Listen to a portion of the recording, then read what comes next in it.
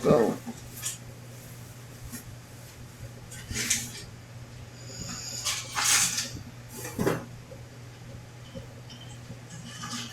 Good morning, grade 7 maasahan. Today, our topic is irrational numbers on the number line. Before we start, since we're done the praying, for our objectives, learning competency, identify irrational numbers involving square roots and cube roots and their location on the number line. For the learning objectives, at the end of the lesson, at least 80% of the students with 80% proficiency should be able to, number 1, identify irrational numbers involving square roots and cube roots. Number 2, determine between what two consecutive number, the square root and cube root of a number line, then locate it on the number line. And for the last, number 3, show perseverance and understanding the lesson. Before we start, can someone please recite the perfect square and perfect cube root?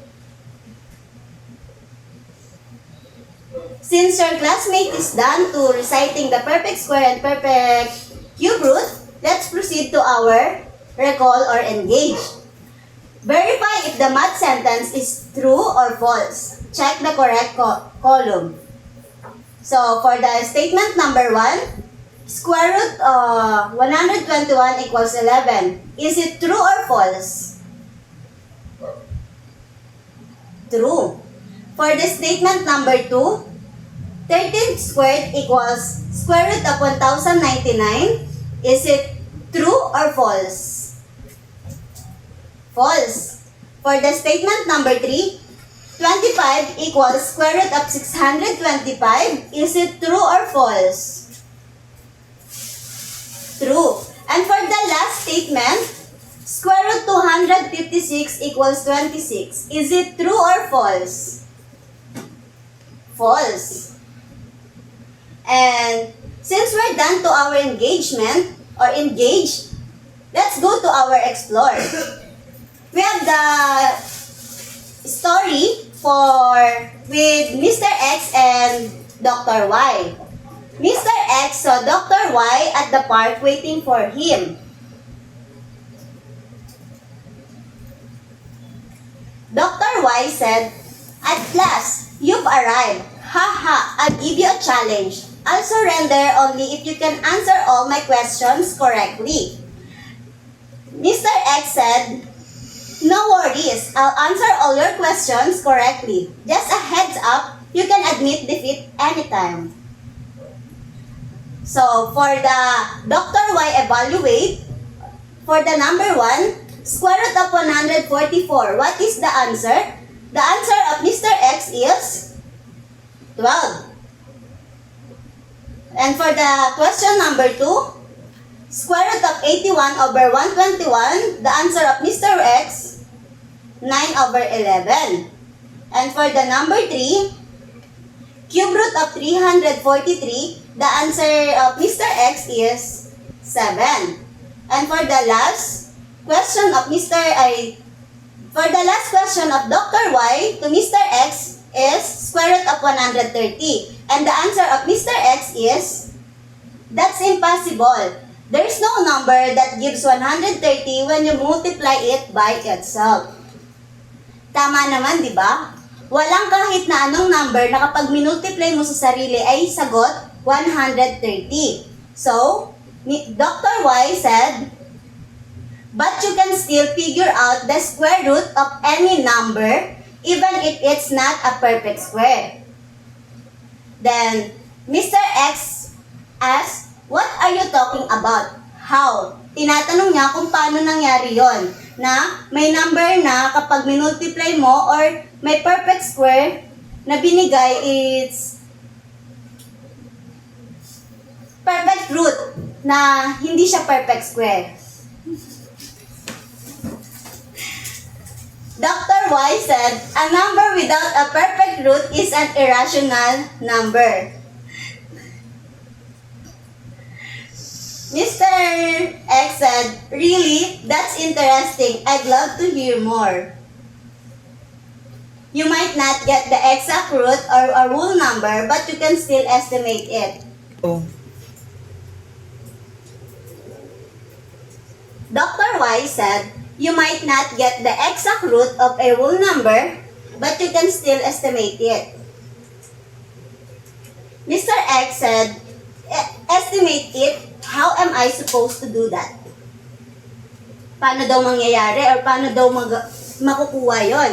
So, Dr. Y said, you need to find two perfect square or two perfect cube numbers, one less than and one greater than the given number. Sabi dito ni Dr. Y, pwede mong ma-estimate ang isang given number kung makakahanap ka ng isang mas mababa at mas mataas na number sa binigay na number. Example, Mr. X said, like how 130 falls between 121, which is 11 squared, and 144, which is 12 squared. Diba kanina may binigay na number si Dr. Y, which is square root of 130. Ang sabi dito is undefined. So, para malaman natin kung ano nga ba talaga yung two consecutive numbers is isosolve natin. Ano nga ba yung dalawang perfect square na kapag minultiply mo by itself is mas mababa sa 130 and mas mataas sa 130. May idea ba kayo, class, kung ano to? Okay, since wala kayong idea, ibibigay ni teacher kung ano ito. We have square root of 25 and the square root of 36. Ano nga ba yung square root ng 25? Which is 5. Square root of 36 is 6. So, the two consecutive numbers para makuha natin or ma-estimate natin yung square root ng 130 is 5 and 6. Kumbaga, square root of 130 lies between 5 and 6. Nagigets po ba? So, let's proceed. So, sabi ni Dr. Y, exactly. So, the square root of 130 falls between 11 and 12. Got it? Yes, thank you for your help. So, are you ready to admit defeat? Dr. Y said to Mr. X. Mr. X replied, kinda, but I almost got a perfect score. What the matters now is I learned more things. May natutunan ba? Okay. Since this story is the end, the city is now safe until our next fight and the end. So, since the story is the end for that, let's proceed to our lesson. Between every two whole numbers are countless decimal numbers. Napapansin niyo ba guys? Etong numbers na ito ay may two whole numbers na mabubuo or the whole numbers na makikita natin sa pagitan ng numbers na ito. And this is not the kind of numbers we don't often see. But it is a number between 2 and 3. Tama ba? Kasi kapag nag-umpisa ka sa 2, hindi ka agad makakapunta sa 3 kung may natitirang number. Example, 2.1, 2, 3, 4, 5. Kapag huminto ba tayo sa 5, 3 ba agad ang kasunod?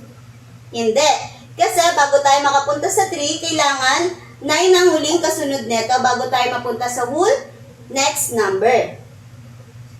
So, if the square root or cube root is irrational, the easiest way to estimate it is by identifying the two consecutive whole numbers it lies between. Kagaya ng ginawa natin dito kanina. Ito ay number line. For our example, determine the two consecutive numbers between which each given number falls. Then locate it on the number line. So, kagaya yung binigay kong example kanina. Ito na yan. Square root of 30. Answer is, ano po yung answer na kuha natin kanina? 5 and 6. Tingnan natin kung tama nga po. Tama. So, paano natin siya pa-plot sa number line? Para mas madali natin malaman kung ano nga ba yung mas madaling paraan, kung ano nga ba, or kung saan natin ipa-plotten yung number na mas malapit sa given number is, ima-minus lang natin si given number sa perfect squared na nakuha natin. Example,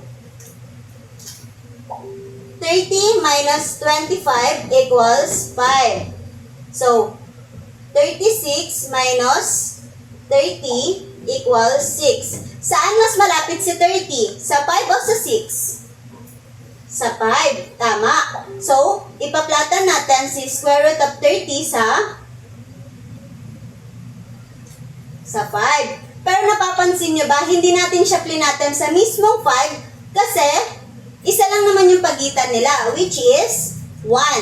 5 and 6 lang naman. So, let's proceed to our example number 2. Square root of 113. Now, think of two consecutive perfect squares such that 113 lies between them. So, ano nga ba yung two consecutive number ng square root of 113?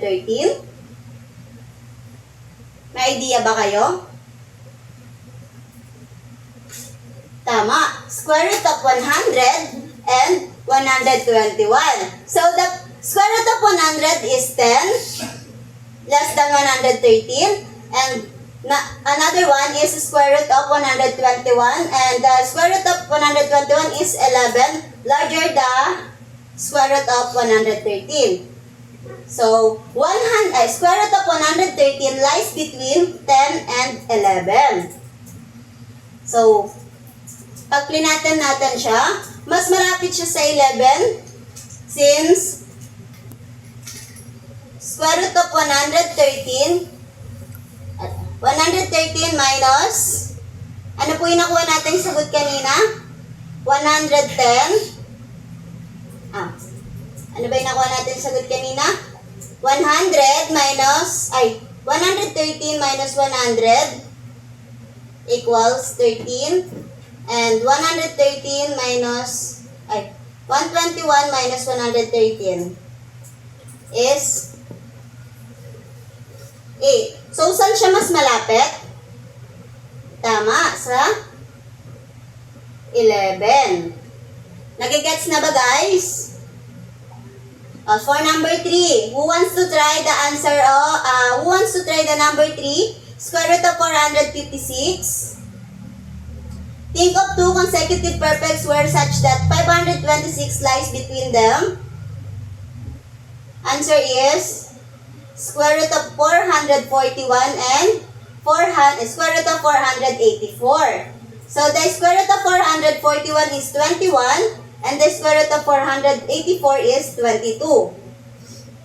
So square root of 456 lies between 21 and 22. So, pag plinatan natin siya, saan siya mas malapit? Sa 21. Number 4. Cube root of 48. What is the two consecutive numbers?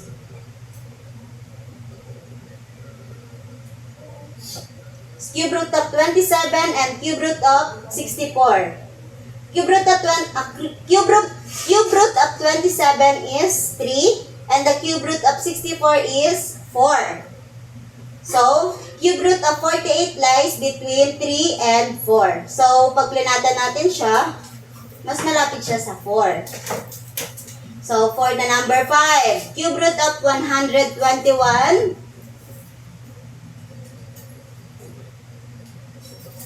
Answer is cube root of 64 and cube root of 125. Then, the answer of cube root of 64 is 4 and the cube root of 125 is 5. Pag planatan natin is mas malapit siya sa 5. So, since we're done, I need to group you into two groups, which is, this is the group red and this is the group green. So, you need to match column A to column B to determine between what two consecutive numbers that the given number lie. So, dito, para mas malaman natin kung sino yung mas mananalo is yung mas maraming masasagot. Nagigets po ba? Ang mananalo rito ay may prize. So, I need one representative per group. So, let's start. You need to raise your hands if you know the answer. Okay? So, number 1, square root of 179. Answer is? The correct answer is 13 and 14. Who got the correct answer? The group color green. Okay, number 2. Square root of 457 is 20 and 21. Correct? That's the correct answer. Color red. The number 3, cube root of 132. Answer is 5 and 6. Since sabay magtaas ang dalawa, tie lang tayo. And for the last number 4, 10 and 11. And since this is the last, so, tie lang yung score natin since same lang sila ng score. So, you're almost there. So, para mas malaman natin kung sino yung nanalo, I need another one representative para sumagot sa question na ito. Ito na yung last activity natin. So, dito, sila yung mag-uwi ng prize. So, paunahan, kailangan nyo mabuo kung ano yung word na hinahanap dito. So, para mas malaman natin kung sino yung mauuna, i-raise lang yung hands or itatap lang si teacher kung alam na yung sagot. Okay ba yon? So, let's start. Determine the range of numbers in which the given number falls and write the corresponding letter on the line. So, let's go. 1, 2, 3. I'll give you 5 minutes to answer this one.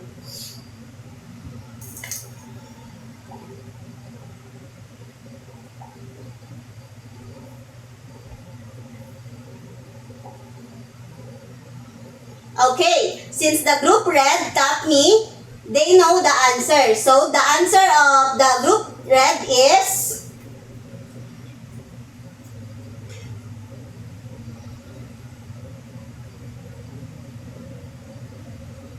the answer is you made it.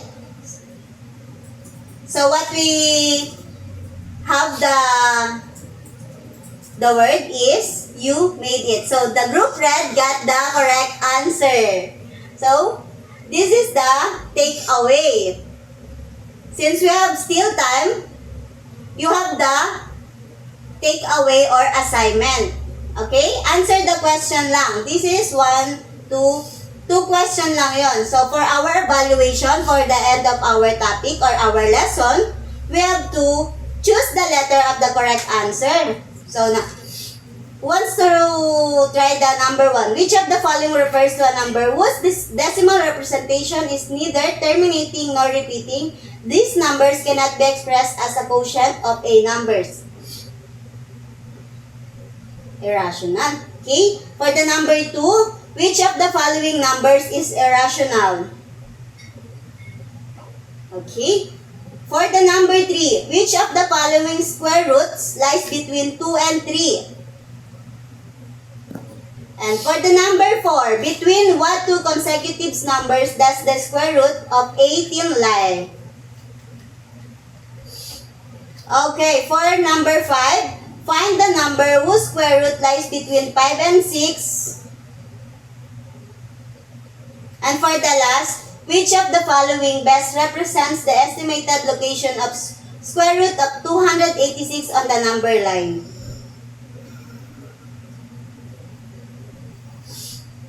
Okay, since we still have time, we have extended task. So, para matapos na yung ating topic at makapag-ayos pa kayo dahil may next subject pa kayo is assignment na lang ito. Okay? You need to answer this one in 1/4 sheet of paper and pass it to me tomorrow. And that's all. Thank you.